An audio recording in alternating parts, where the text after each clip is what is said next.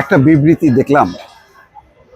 বিবৃতির বিষয়বস্তুর সাথে আমি একমত, কিন্তু বিবৃতিদাতা একজনের নাম দেখে হাসবো নাকি কাঁদবো বুঝতে পারছি না। দর্শক, সরকারের চরম ব্যর্থতা নিয়ে আসিফ মাহমুদ সহ 92 বিশিষ্ট ব্যক্তির বিবৃতি।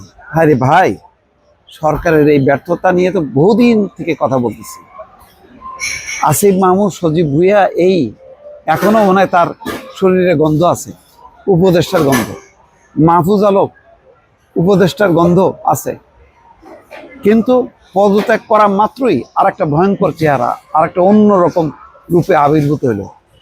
এইটা কি প্রতারণা নাকি দ্বিচারিতা, স্ববিরোধিতা, কি বলবেন না? এইভাবে পদত্যাগ করে সম্মানের সঙ্গে ডক্টর মোহাম্মদ ইউনূসের দোয়া আশীর্বাদ নিয়ে বেরোয় এসে তারপরেই প্রশাসন জবাব চাই। প্রশাসন আসিফ মাহমুদের একটা মিছিল দেখলাম, ওই হাদির যেদিন হত্যার চেষ্টা হয় সেদিন। আর আজকে বিবৃতি দিচ্ছে, মাহফুজ আলম বলতেছে লাশের বদলে লাশ চাই, ওই সুশীলতা করে লাভ নেই। মানে খোলস থেকে বের হয়েছে। ভাই, কি ভয়ঙ্কর চেহারা! আপনারা এখন বুঝতে পারলেন যে এই সরকার ব্যর্থ? এতদিন বুঝতে পারেন নাই? তফসিল পর্যন্ত অপেক্ষা করছেন, মানে শেষ নিঃশ্বাস ত্যাগ করার আগ পর্যন্ত মানে সরকারের সঙ্গে ছিল, সরকারের প্রতিটা সুবিধা নিছে। এমনকি খেয়াল করলাম কোনো ফেসবুকে দিছে যে পদত্যাগ পত্র পেশ করেও তারপরে পতাকা গাড়ি নিয়ে ফিরতেছে। আর এখন বলতেছে সরকার চরমভাবে ব্যর্থ। কেন ব্যর্থ? ওই যে 96 ঘন্টা পার হইলেও প্রশাসন এখনো অভিযুক্ত কাউকে গ্রেপ্তার করতে পারেনি। অভিযুক্ত সাথে সংশ্লিষ্ট তো 8 জনকে গ্রেপ্তার করছে, মূল অভিযুক্তদেরকে গ্রেপ্তার করতে পারেনি। 50 লাখ টাকা পুরস্কার ঘোষণা করছে। অন্য হয়ে আন্তরিকতা নিয়ে কোনো প্রশ্ন নেই। ওই পরিবারকে বাসায় ডেকছে ডক্টর মোহাম্মদ ইউনূস। সেখানে দেখা যাচ্ছিল যে তাকে সান্ত্বনা দিচ্ছে 3টা রাজনৈতিক দল। তারপরে হাদির চিকিৎসার পুরো খরচটা সিঙ্গাপুরের জেনারেল হসপিটাল এয়ার অ্যাম্বুলেন্সে চলে গেছে। এইটা সোজা কথা? আপনি কল্পনা করতে পারেন? আজকে যদি এই মানে কি বলে লাইক মাইন্ডেড গভর্নমেন্ট যদি না থাকতো, মনে করেন এটা হাসিনার আমল আর হাদি গুলিবিদ্ধ হয়েছে, কে দিত এয়ার অ্যাম্বুলেন্সের খরচ, এই চিকিৎসার খরচ?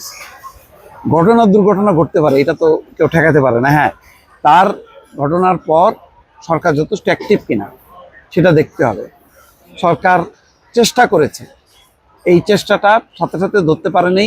এটা আমার কাছে খুবই মানে ব্যর্থতা মনে হয়, যে যেখানে আয়শাকে ধরতে পারলো, ওই যে মা মেয়ে হত্যার, যার কোনো অ্যাড্রেস ছিল না। এটা ক্ষোভ বিক্ষোভ আছে, কিন্তু এটা তো আমরা সবাই যখন বলছি, তখন এই মাত্র 2 দিন পর, মানে 2 দিন আগে পদত্যাগ করা আসিফ মাহমুদ, সজীব ভুঁইয়ার এরকম চরম স্টেটমেন্টটা খুব অবাক লাগে। তাহলে মানে আমরা যে এতদিন বলছিলাম, তাহলে আমাদেরটা মানে ঠিক ছিল না, এখন ঠিক আছে।